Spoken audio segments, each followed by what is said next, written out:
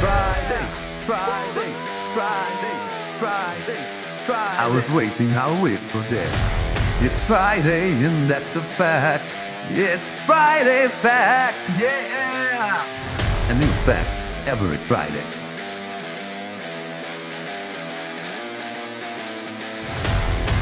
Azure Logic Apps offers a flexible and first-class experience for you to access data within JSON structures. The most common way to access it is using tokens. That happens when you tokenize a message using a JSON schema or by using bracket notations. In fact, tokens use behind-the-scene bracket notations to reference those values. But do you know that there is another way? Another convention?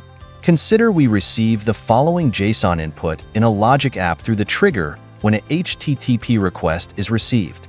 The approach to access the name using the bracket notation would be using the expression. In a Logic Apps context, it should look like this. Now, what a lot of people don't know, and what isn't very common to see, is that Logic Apps also supports dot notation. Taking the same input as before, accessing the same field can be achieved in dot notation like this. In a Logic Apps context, it should look like this. As you can see, both methods return the same output. The dot notation feels more natural and readable, so why do we not use it more often? Dot notation is notably more streamlined and mirrors the property access seen in programming languages like JavaScript, enhancing readability. Bracket notation, however, brings a level of versatility to the table.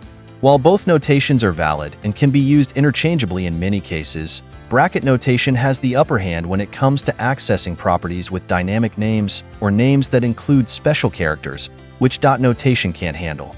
Dot notation. Known for its simplicity and readability, dot notation is straightforward. It allows you to access properties of a JSON object directly by their names.